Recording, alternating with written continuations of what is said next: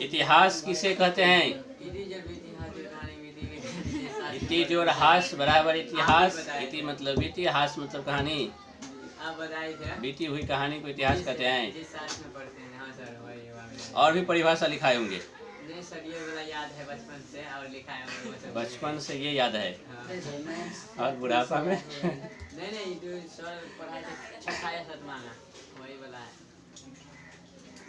देखो इतिहास की परिभाषा लिखाए होंगे, लिखोगे परिभाषा तो लिख लो सब। हाँ सर लिखाइए। ऐसे तो कितनी बार लिखा होगा, अब फिर भी लिखते रहो जब तक याद नहीं रह जाता है। हाँ सर, ये बात सही है। इतिहास किसे कहते हैं ये लिखो पहले, और उसका आंसर लिखोगे। क्या बोले सर? प्रश्न बोले इतिहास किसे कहते हैं, उत्तर अब बोलेंगे।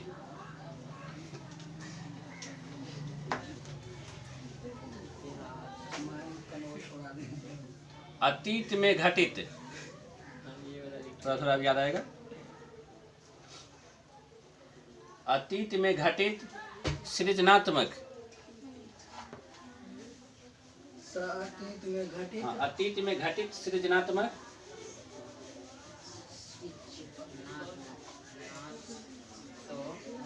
जी सर। सृजनात्मक लिख लेगा। हाँ सर लिख लिया। मिला लोगे। हाँ सर मिला लेते हैं। हाँ सही है गया, ठीक है।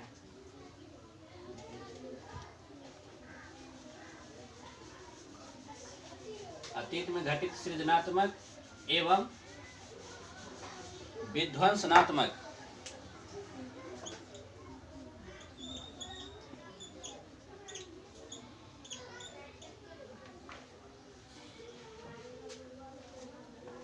अतीत में घटित सृजनात्मक एवं विध्वंसनात्मक घटनाओं के अध्ययन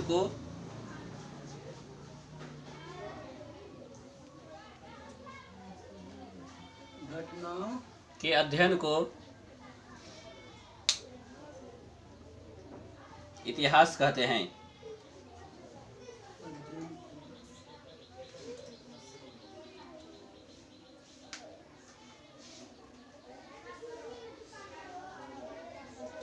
हो गया लिखा हुआ? जी सर। इसमें से कौन कौन शब्द का मतलब समझ में नहीं आया? सर सब कहा गया। अतीत मतलब ये पहले होगा पूरा। अतीत मतलब क्या होता है? प्राचीन। अतीत जो बीता हुआ है, और अतीत में घटित जो सृजनात्मक, सृजनात्मक घटनाएं कौन सी होती है? सृजनात्मक घटना किसको कहेंगे? उदाहरण ही बोलो, जैसे कि क्या चीज होगा तो कहेंगे सृजनात्मक घटना हुई। अभी से पहले जो हो गई है अतीत घटित हो गई, अतीत में घटित घटनाएं हुई। और अतीत में घटित घटनाएं दो प्रकार का बतला दिया, सृजनात्मक और विध्वंसनात्मक। सृजनात्मक घटना कौन सी हुई? अनुमान से भी बोलो, ज्यादा उम्मीद सही होगी। हाँ अनुमान लगता है ज्यादा सही होगी, लेकिन तो बोलो ना क्या लगता है, क्या सही होगा? कौन सी घटना? वैसे नहीं तो इतना तो सब समझता है ना, घटना दो प्रकार के होता है, अच्छा घटना होता है, खराब घटना होता है। हाँ सर। इतना तो सब समझते हैं ना। कोई घटना जो होगी या तो अच्छा होगी या खराब होगी। अच्छा भी कोई घटना हो सकता है, कोई खराब भी हो सकता है। अच्छा घटना क्या हुआ? क्या अच्छा घटना? जैसे जैसे बोलो ना, अभी से पहले बहुत कुछ घटित हो चुके ना। क्या क्या हुआ है? कोई एक अच्छा चीज का नाम बोलो जो हुआ है अभी तक। सर मतलब देश लेवल पे ना, किसी भी लेवल पर नहीं, जैसे इतिहास। अगर पाकिस्तान से कुछ लड़ाई होता है तो इंडिया के हित में अच्छा होता है। पाकिस्तान से लड़ाई हुआ तो अच्छा हुआ। हाँ सर, क्या बोले? इंडिया के हित में। अब उसके लिए तो लॉस है, वो अलग बात है, लेकिन हम इंडिया के पाकिस्तान से लड़ाई हुआ, भारत जीत गया तो ये अच्छा हुआ नहीं। हाँ, अच्छा, इंडिया के लिए सर, वो भी इंडिया के लिए, उसके लिए देखो इतिहास जब पढ़ी जाती है तो देश की सीमाओं से थोड़ा हट के पढ़ा जाता है। इतिहास ही है, पहले की घटना है। हाँ बोल, यही बोलना था, तुम लोग तो ये भी नहीं बोली। जैसे कोई राजा युद्ध जो करेंगे तो यदि जीत गया तो लगा कि हम अच्छा हुआ जीत गए, लेकिन इतिहासकार उसको अच्छी घटना कैसे माने? उसमें तो बहुत नुकसान हुआ, काफी विध्वंस हुआ, तो विध्वंसनात्मक हो गया। जिस किसी से भी नुकसान हुई मानव सभ्यता को, मानव को, तो वह विध्वंसनात्मक घटनाएं हुई। उसी प्रकार कुछ घटनाएं सृजनात्मक भी होती है। अब जैसे मनुष्य जो थे पहले, इतिहास जो पढ़ेंगे तो बहुत पहले से ना, प्राक इतिहास जो होता है ना, वहीं से पढ़ा जाता है। प्राक इतिहास में पाषाण काल हुआ, उसमें भी पूर्व पाषाण काल हुआ। इस सबसे जिस समय मनुष्य जो है क्या थे, जिस समय मनुष्य जानवर थे पहले मनुष्य भी तो जानवर ही थे ना, थे ना। अभी भी जानवर फर्क क्या था, उस समय मनुष्य के भी 4 पैर होते होंगे। नहीं, हाँ सर, चाहे जो ये पैर लेकिन वही है जो चार के साथ है, कुछ हो जाता है वैसे। एक समय ऐसा भी होगा जिससे मनुष्य के भी 4 पैर होते होंगे, नहीं होते होंगे। तो एक समय जब मानव का विकास जो पढ़ेंगे, और मानव विकास में ये देखा जाए कि अब जब सृजनात्मक मतलब एक एक करके जो धीरे धीरे करके मानव विकसित हुआ है। सबसे पहले जलीय जीव का विकास हुआ है, और उसके बाद से छोटे जीव विकास हुआ, फिर बड़े जीव विकास हुआ। ऐसे करके जीव का जो विकास हुआ है, तो उसमें तो ये आएगा ना कि मनुष्य जो है जानवर में होंगे। जैसे मनुष्य के आदि पूर्वज को जो है बंदर की प्रजाति में गिनती किया जाता है, उसमें होंगे। तो मनुष्य भी झुक कर के ही चलते होंगे। मनुष्य भी शुरुआत में तो झुक कर चलते होंगे कि नहीं चलते होंगे। हाँ सर, सही चलते होंगे सर। किताब में और दिखाया धीरे गया धीरे है, प्रयास नहीं करते करते वो 2 पैर पर जो है 4 पैर से 2 पैर पर खड़े होने का प्रयास किए होंगे। सर ये बच्चा वाला रूल है, लेकिन सेम जैसे बच्चा का पढ़ा होता है वैसे ना। ऐसे बच्चे पहले 4 पैर पर चलते होते हैं, हाँ। मतलब 2 पैर 2 हाथ। जी सर। जी सर। तो वैसे करके पहले दूसरे जानवर, जैसे उदाहरण ले लो बंदर अभी है, वो 4 पैर पर भी चलते हैं, 2 पैर पर भी हाँ चलते सर, हैं, जी, दो पैर में बिल्कुल चलता सर। है। चलते हैं ना। जी। तो वैसे 2 पैर अनुमान की इतिहास जो है उस समय का जो है एक जीवन के विकास की जो क्रम देखते हैं, उसका गुण जो देखते हैं, लक्ष्य देखते हैं, इस सब के आधार पर जो तय किया जाता है। तो उसमें ये माना जाएगा कि शुरुआत में मनुष्य जो थे वो जानवर की कैटेगरी में थे। उससे थोड़ा थोड़ा विकास किए, और विकास करने के बाद मनुष्य के रूप में आए।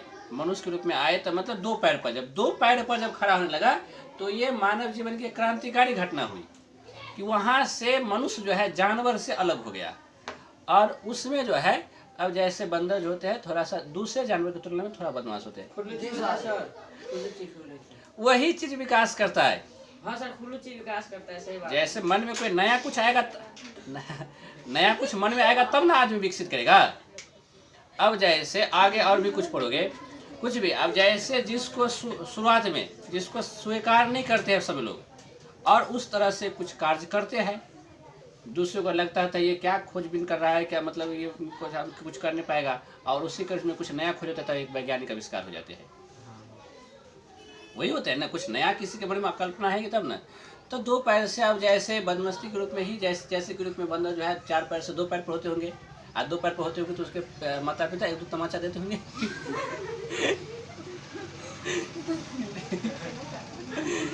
गिर जाता होगा जैसे अभी एक पाव के तो उस समय धीरे धीरे विकास करते करते विकास किए, 2 पैर पर आ गए। अब आदमी के जानवर से आदमी के आ जाने के बाद की बातें बतला रहे हैं। उस समय बहुत सारे सृजनात्मक घटनाएं ये हुई कि पहिए का आविष्कार किया, आदमी पहिए का आविष्कार किया। पहिया के आविष्कार बहुत क्रांतिकारी आविष्कार हुआ। अभी के वर्तमान समय में पहिया को छोड़ दो, पहिया नहीं कहीं रहेगा, देखो तो सारा कुछ ठप पड़ जाएगा। बहुत कुछ मिट्टी जो बनता है, चाक पहिए के आविष्कार से हुआ। गाड़ी जितने सब चलते हैं सब पहिए, पहिया की कल्पना लो मनुष्य के जीवन में आ गई। पहिया जो गाड़ी में लगता होता है, साइकिल में मोटरसाइकिल, वही ना पहिया। ये वही चक्का जो है ना पहिया। तो ये यदि ये आविष्कार हो गया तो इससे बहुत कुछ का आविष्कार हुआ। सर पहले लकड़ी वाला पहिया था ना, और लकड़ी वाला ही पहिया हुआ चाहे जिस रूप में, लेकिन ये कल्पना मन में गोलाकार कल्पना चलने वाली किसी भी रूप में उसका प्रयोग पहिया बनाकर किसी भी रूप में उसका प्रयोग करे। आने का मतलब अब मान लो पहिया के नहीं, गोलाकार उसके माइंड में नहीं आएगा, गोलाकार वस्तु बना ले पहिए की तरह, उसका विभिन्न रूप में उपयोग किया जा सके, ये माइंड में आए ही नहीं, तो कैसे वो आगे कुछ विकास कर पाएगा। उसी प्रकार आग का आविष्कार हुआ, वो क्रांतिकारी आविष्कार हुआ। तो बहुत सारे ये सब सृजनात्मक इतिहास बाद में जो है जितने प्रकार के इतिहास में भी जो चीज़ पढ़ते हैं, जिस चीज़ का मतलब खोज करता है मानव प्रयोग करने लगता है। कहीं सभ्यता संस्कृति का विकास होता है, रीति रिवाज मतलब कई देश के लोग मिलते हैं, वहाँ पर एक नई रीति रिवाज का विकास होता है।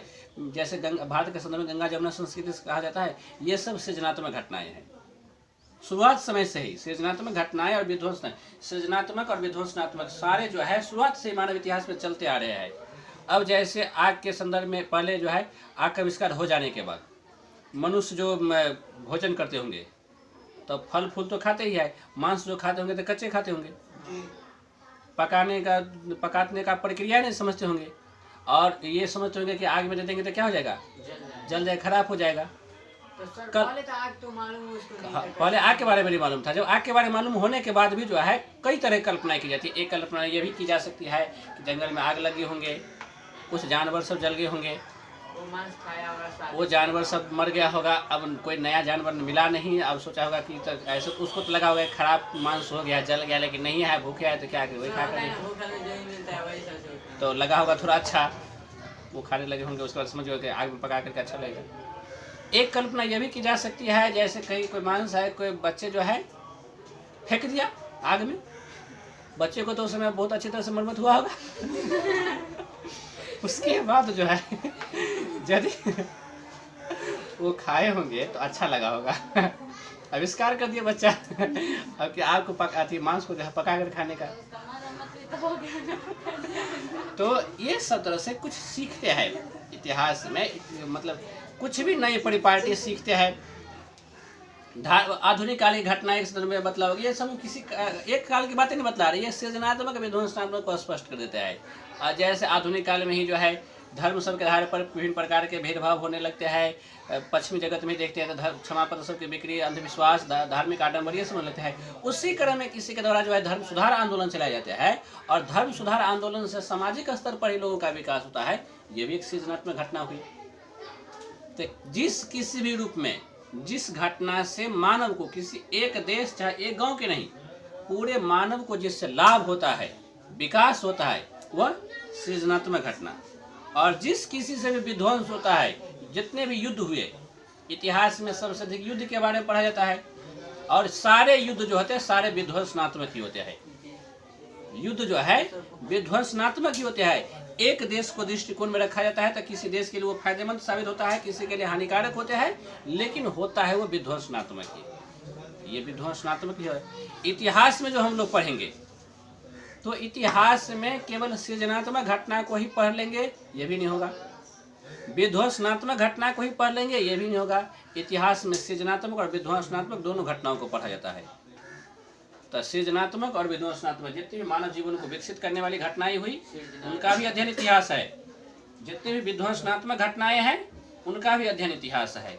सृजनात्मक और विध्वंसनात्मक दोनों इतिहास को, दोनों प्रकार के इतिहास हम अध्ययन करते हैं।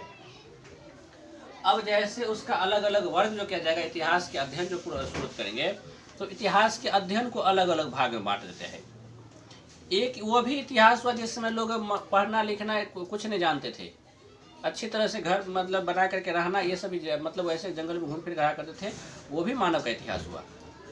और जब मानव कुछ सभ्य हुआ अपेक्षाकृत, उसका भी इतिहास हुआ।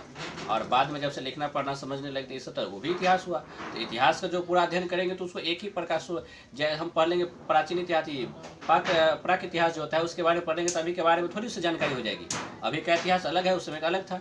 इसलिए इतिहास के अध्ययन को 3 भाग में बांट दिया गया है। वो चीज़ लिख लो, ये इतिहास की परिभाषा को स्पष्ट कर दिए। अब ये बात लिख लो कि इतिहास के अध्ययन को 3 भागों में बांट दिया गया है।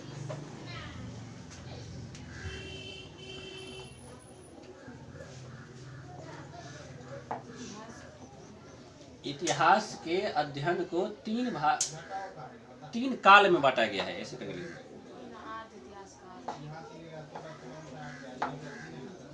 3 काल में बांटा गया है। भाग भी लिख सकते हो, काल भी लिख सकते हो।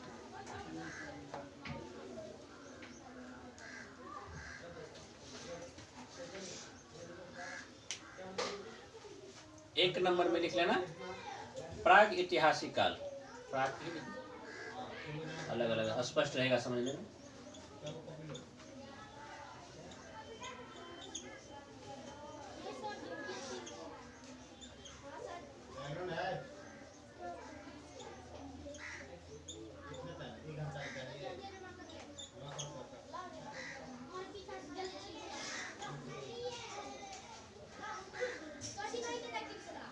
दूसरा में क्या सर? आद्य विद्यालय में जो लिखते हैं ना, हाँ सर समझ गया था। तो इसको प्राक इतिहास भी कहा जाता है, इसको आदि इतिहास भी कहा जाता है, और इसको सिर्फ इतिहास भी कहा जाता है। जो अभी चल रहा है इसी साइड वाला लिखो। नहीं, तीनों लिखो, दोनों लिखो, सर तब लिखा दे क्यों? पूरा लिख लो, ये भी नाम लिख लो, ये भी लिख लो। जी सर।